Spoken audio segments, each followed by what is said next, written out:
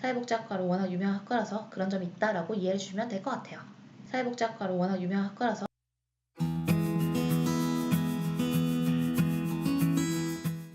안녕하세요. 입시일과 전유자입니다. 우리가 앞에서 지금 강남대학교에 대해서 전체적인 브리핑 한번 했죠. 아직 안 보신 분들은 강남대학교 먼저 보고 오시고요. 그 다음에 강남대학교 2번 동영상 지금 수시 전형별 모집인원 관련해서 분석을 해드릴 거예요.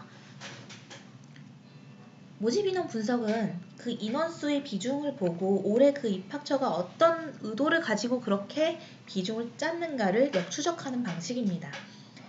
예를 들어서 굉장히 전년도에 비해서 인원수 자체의 변동이 많다면 그 해, 그러니까 2020년에 굉장히 많이 변동이 있다면 2019년에 입시에 입학처가 만족하지 못했다는 뜻이 돼요. 어떤 의미인지 아시겠나요?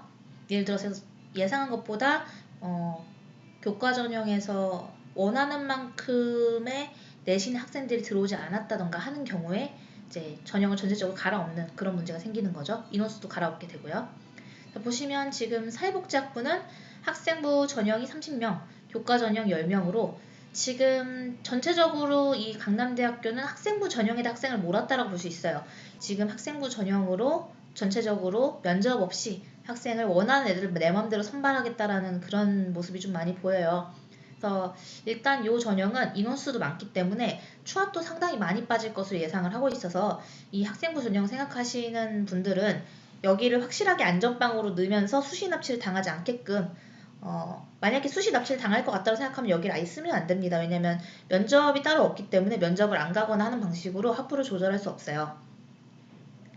보시면 글로벌 경영학부 30명이나 선발하죠. 서류 면접 전형으로도 22명 선발하고 교과 전형으로도 17명 선발하니까 이 전형 잘 눈여겨보시고요. 서류 면접 전형으로 야간 전형은 잘 선발하지 않는 경향이 있습니다. 지금 야간 전형에 대해서는 다 서류 면접 전형이 없죠. 그러니까 서류 면접 전형은 사실상 거의 야간 전형에서는 뽑지 않고 이렇게 학생부 전형으로 좀 뽑는 그런 방식을 취하고 있다는 거. 그 다음에 이제 이쪽이 인기가 있다고 했는데 이름은 복지융합인재학부인데 사실은 좀 디자인 쪽이에요. 그러니까 디자인에다가 복지란 단어를 붙여가지고 뭐 다른 자격증이라든가 이런 거 좀 따기 수월하게 한 건데 그래서 이 소개를 보시면 이 실기 전형의 인원수가 소개에 그대로 있다는 건 이 전형으로밖에 선발을 안 한다는 뜻이죠. 정원에도 나와 있네요. 정원에는 기초생활수급자랑 농어촌, 특성화고 졸업자, 장애인은 대상자인데요. 사실 정원내라고 하지만 이렇게 인원수가 정해져 있기 때문에 정원내든 그건 큰 상관없는 것 같아요.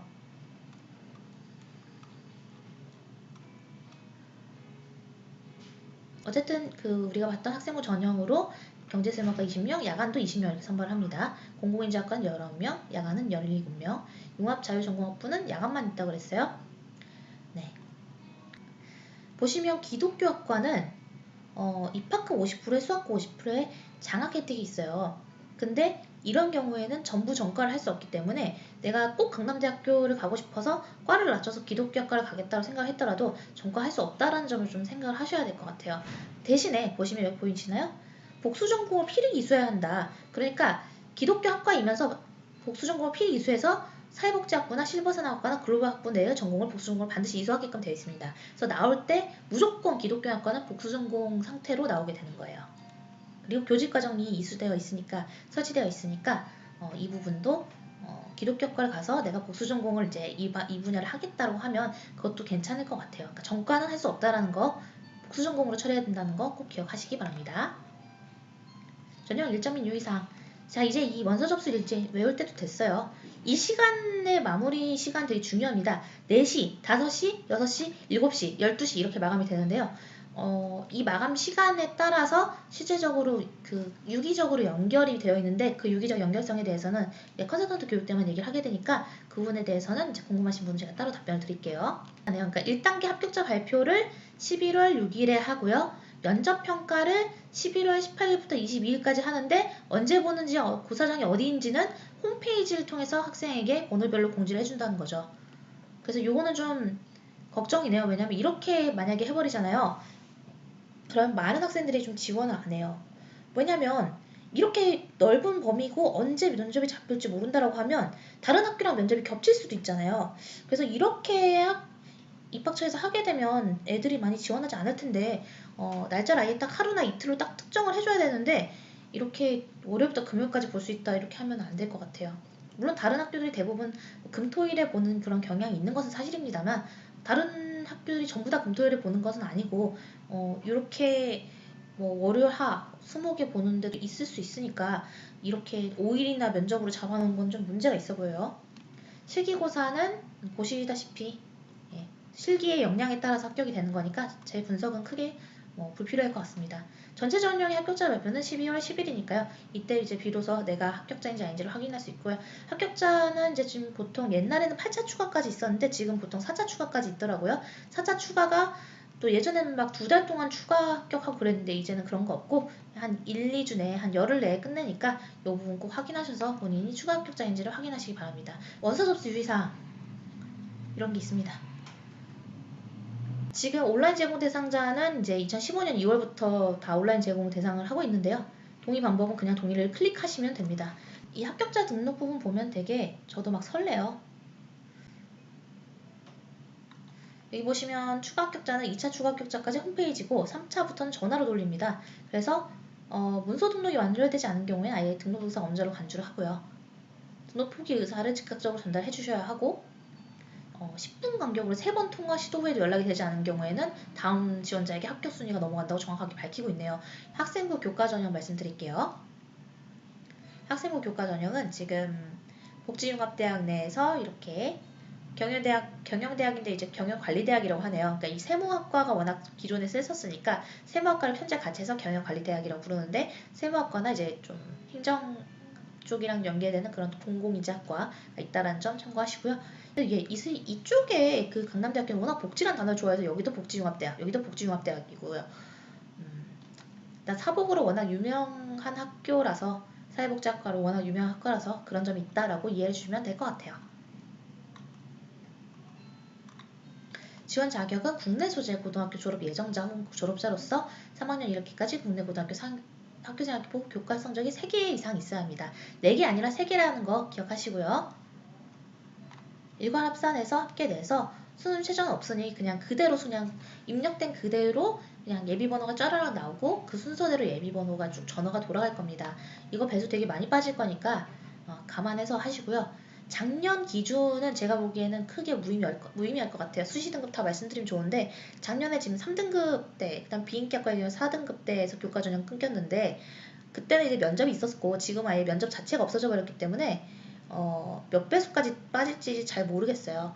예상으로는 저는 6배수까지도 빠질 수 있다고 생각을 하기 때문에 경쟁률이 낮은 편이다라고 하면 그리고 이제 여기를 꼭 갈 의향이 있다라고 하면 수시 납치라고 생각되지 않는다라고 하면 꼭 지원해 보시기 바랍니다. 서류 면접 전형 기존의 이제 강남인재 전형인데요. 그러니까 이 4배수를 선발해서 면접으로 40%를 반영하는 전형입니다. 제가 이제 이 학교를 쓴 학생들의 면접을 봤을 때 다 좀 착한데 좀 말을 좀 잘 못했어요. 그래서 인성적인 측면으로는 서류에서 그 인성 점수를 워낙 많이 반영하니까 충분히 이해가 가지만 약간 학업 능력이라든가 전공적 가성 보여줄 때는 최대한 좀 똑똑해 보이게끔 면접을 보면은 최초 합을 하는데 크게 무리가 없을 걸로 보입니다. 네, 학생부 전형으로 넘어갔어요. 자, 인원수가 가장 많이 뽑는 전형이라고 제가 체크해드렸죠. 근데 그렇게 해도 결국 381명이니까 이 강남대학교 자체가 그냥 1년에 뽑는 신입생 인원수 자체가 아주 많지는 않다라는 거 기억을 하시면 될 것 같아요. 이 전형으로 가장 많은 학생을 선발을 하는데 이제 유의해서 볼 것은 사회복지학부를 무려 30명이나 선발하고 이 전형은 면접이 없이 쭉 그냥 예비번호가 계속 돌아갈 거기 때문에 저라면은 조금 입결 작년 기록에 나오는 입결 정도 내가 문을 닫고 들어갈 거라고 생각을 한다라고 하면 저는 충분히 무리 없이 합격이 될 것 같아요. 추하이 많이 빠질 거로 생각이 들거든요.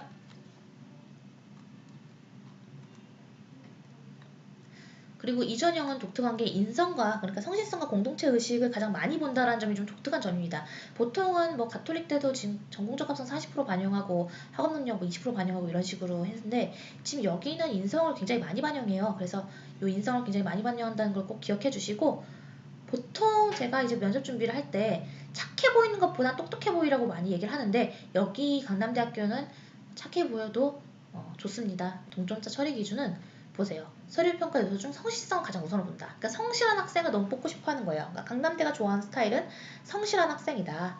그냥 이때 서류 제출을 하고 9월 16일까지 서류 제출을 하고 그 다음에 12월 10일 합격자 발표가 나면 끝입니다. 그리고 쭉 예비번호가 돌아갈 거예요. 그러니까 그 부분을 감안하시고 저는 이 전형 이렇게 바꾼 게 좀 인기가 떨어질 것 같아요. 그러니까 입학처가 어떤 의도가 있었는지는 알겠지만 그 의도대로 학생들이 움직여주지 않을 것 같은데 음, 한 5년 전, 5년 더 됐네요. 한 8년 전쯤에 그 제가 이제 특정 대학교의 어떤 그 평가 방식이나 채점 방식에 대해서 이제 브리핑을 해드린 적이 있어요. 입학사정관 교육을 해드린 적이 있어요. 근데 그 교육을 들은 분들이라면 이렇게 짜지 않았을 것 같아요. 왜냐하면 지금 강남대학교가 좀 더 퀄리티 높은 애들을 선발하기 위해서는 접근을 어떻게 해야 되냐면 가천대학교처럼 접근해야 돼요. 가천대학교에 무슨 전형이 있어요? 가천대학교에 이제 면접을 보는 수능 이후에 면접을 보는 전형이 있잖아요. 그러니까 너네가 수능을 잘 볼지 안 볼지 기복이 좀 많다면 일단 우리 학교를 넣어놔. 그러고 나서 너네가 수능 잘 보면 면접형 때 안 와도 돼. 수시 납치 안 할게. 이런 거잖아요. 그러면 일단 좀 더 성적 좋은 학생들이 혹시 모르니까 일단 넣어보자 라고 했다가 만약 수능 망치면 다시 면접 보러 오는 거죠. 근데 여기는 지금 아예 수시 납치를 하겠다는 의도가 너무 많이 보여서 그런 경우엔 경쟁률이 좀 떨어지게 될 겁니다. 좀 걱정이 좀 되네요. 학교 자체는 좋아요. 요새 계속 뜨고 있고 성장성이라던가 뭐 학교의 어떤 뭐 전체적인 커리큘럼이라던가 이런 것도 좋은 상태입니다. 다만 사실 입시도 장사잖아요. 그러니까 입학 사정 자체를 학생이 매력적으로 느끼게끔 해야 되는데 그 부분이 지금 좀 걱정이에요. 네. 어떤 전형이든 서류 평가에서 지금 민성에서 성실성 위주로 보고 있다는 거예요. 그러면 여러분들이 이제 유추할 수 있는 건 뭐가 있냐면 성실성을 가장 많이 보기 때문에 여러분들이 만약에 무단 결석이나 무단 지각이 있다고 하면은 이 전형 내에서는 감점이 클 거라는 겁니다. 생활기록부에 이제 기록이 되는 거고 생활기록부로만 체크를 하니까 자소서로 내가 그때 왜 무단 지각했고 무단 결석했는지를 쓸 수도 없는 거예요. 무슨 말씀인지 아시겠죠? 계속 성실성을 가장 우선으로 보고 있다는 거를 농어촌 전형에서도 확인하실 수 있고요. 그리고 아까 확인했던 게 예전에는 3년 내내 특성화고에서 다녔어야 하지만 지금은 특성화고에서 졸업만 하면 되는 거로 지원이 바뀌었죠. 그래서 어떻게든 좀 경쟁률을 높이겠다라고 이해할 수 있는데 사실 특성화고 다닌 애들 보면 굉장히 어려운 과목들 정말 실용적으로 필요한 과목들을 일찍 배웠다는 점 때문에 사실 되게 부럽기도 해요. 저 같은 경우는 이제 한영외고를 나왔는데 외고 나와서 어떻게 뭐 4개 국어 정도는 편하게 할 수 있게 됐어요. 그런데 요즘 파파고가 너무 잘 돼 있어서 제가 4개 국어를 하든 5개 국어를 하든 별로 상관이 없습니다. 좀 아쉬워요. 근데 지금 저 특성화고에서 가르치고 있는 것들은 최근 근 10년 내에서 가장 인기 있는 그리고 실용성 있는 그런 학문들이라고 생각이 돼서 저라도 좀 특성화고를 나온 학생들을 많이 뽑고 싶을 거라고 생각이 들어요. 제가 지금 강남대학교에서 알려드리고 싶은 건 요 생활기록부 반영 방법이에요. 요 부분이 되게 중요한데 여기서 한 번 더 끊어가도록 하죠. 여러분 구독과 좋아요 누르셨나요? 많이 눌러주시고 질문이라던가 이런 것들은 사실 제가 이 모집 요강 하면서 입학처에서 연락이 올 수 있어요. 너무 막 이렇게 부정적으로 한 거 아니냐. 최대한 그런 부분을 좀 잘라내고 편집을 하고 있는데 그래도 좀 걱정되는 부분이 있어서 여러분들이 궁금한 것들 중에서 제가 신랄하게 말씀드릴 수 있는 것들은 제가 운영하는 블로그에 오셔서 질문해 주시면 제가 성실하게 비밀 댓글로 답변을 해드리도록 할게요. 네, 감사합니다. 또 봐요.